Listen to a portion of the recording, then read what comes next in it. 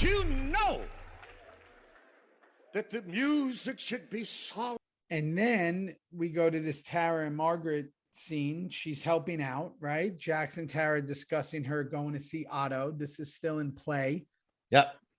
Which we can't wait to get to that scene. And then and she brings up that she's married now to Jax, who's a felon. Correct. So Theo get into the prison. And what? She won't be able to get into the prison. Mm. So if you're a nurse, apparently, according to Sons of Anarchy, I don't know if this is true in whatever world we're in right now, is that if you're married to a felon, you can't go help people in a prison. Thank you. I was wondering what the big worry on Tara's face was. That's the deal. Gotcha. So let's say, like, if you and I were married and you're a felon and I go help someone in prison, you might be slipping me information to give. Oh, got you. Okay, that was the big worry. I didn't understand where that came from. Yeah, Copy their assumption is like felons are felons, and that's just a shitty way to think. But then he gets to call it Chibs is all good. Which is funny. It just gives Tommy the ability to wear that hat, which we'll get to in the next scene. We get to the parking lot and we're welcoming back Chibs from that crack in the skull. Yep. My fave was DL. I mean, DL's entrance, whenever Happy got to talk. Yeah. Come on. It just made me so happy. I smile every time DL opens his mouth. I just fucking smile, man. Yeah, I feel like he hasn't been around much this season. He hasn't. No, he hasn't at all. And I can imagine neither has Tig, to be perfectly honest. At all. Like we're all I wrote that. I have that in my notes. I'm not joking. I just have a note later that says, where the fuck is Tig? You're really central because of the Clay Juice bond going on. But I'm not doing a lot, but I'm there. Yeah, but you know what? And we talk about you and Roosevelt coming up. Yeah. So Juicy Pants still has a nice thematic story going around, whether you speak a lot or not. I'm there for the one-liners right now. Yeah. Tig is not ever there until this whole Venus thing comes up and of course Pope at the end. But nonetheless. Yeah. But it is, and that's weird, pretty explosive right? in its own. It's really strange to me. So we find out we found Frankie. Quinn found him. This is the first we hear of Quinn. Yeah, thank you. That is so right. We haven't met him. That's the first we hear of him. Yeah. And when I say hear of him, I'm sure he might have been mentioned earlier in another episode. Someone jumped down my throat, everybody. But what I'm saying is that's the first time I've heard of him. Yeah, it's a focal point from DL, the Nomads, Quinn. Quinn's on it. Quinn, okay. Yeah, honestly. Quinn's played by Rusty Coons, who we'll meet later. And now we all head to the table to plan this out. You know, these table scenes chapel scenes have such a different feel than they used to.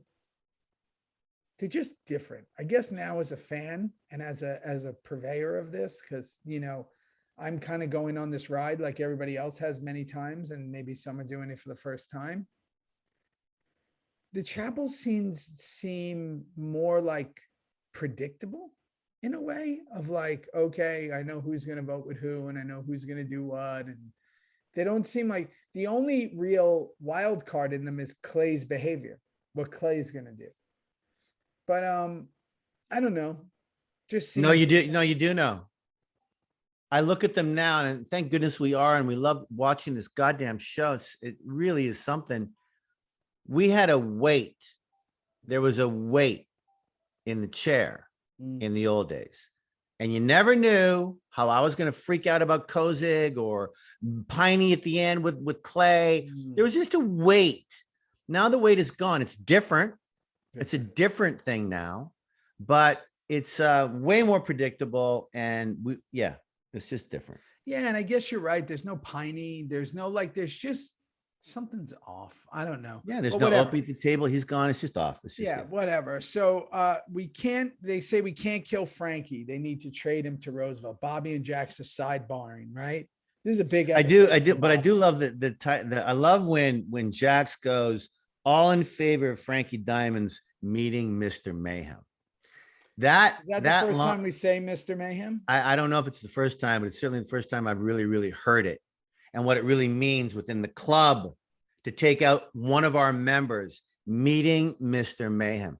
That's specific, and that's the deal. Well, and that brings me to our patches, the Men of Mayhem patches, and all those patches we wore, because, you know, if you know or have done any research on any 1% clubs, or, you know, a lot of the stuff that we're basing our stuff on, every patch does mean something. Correct. Meaning that something had been done, or Before. you know, Yeah, you get a before, patch which for it. earns you the patch. Correct. Right? You know, Juice has something coming up with that, or Yeah. maybe you already did. I don't know. Oh, you already did. But I think everybody you were handed a patch by Clay. by Clay, yeah. was So great. when you get a patch, hey guys, Hey if guys. you want to see this full episode, click on our subscription service down below, Yep. where we have not just the rest of the Reaper Review episodes, but we have everything else, which is our other show, Theory. Discord, merchandise, Q&As, so much going on. I can't even keep up, Theo. Greeting videos that we Come send to on, come on. everyone, our merch shops, our exclusive gear, plus again, our other show, Theory, that Yep. Kim and I also do. So, hey, continue the journey of Reaper Reviews, and also come start the new journey with our Theory show. And that's it. We'll see you there. We See you appreciate soon. it. Can't wait. Appreciate you all. Bye. Let's go. Bye-bye.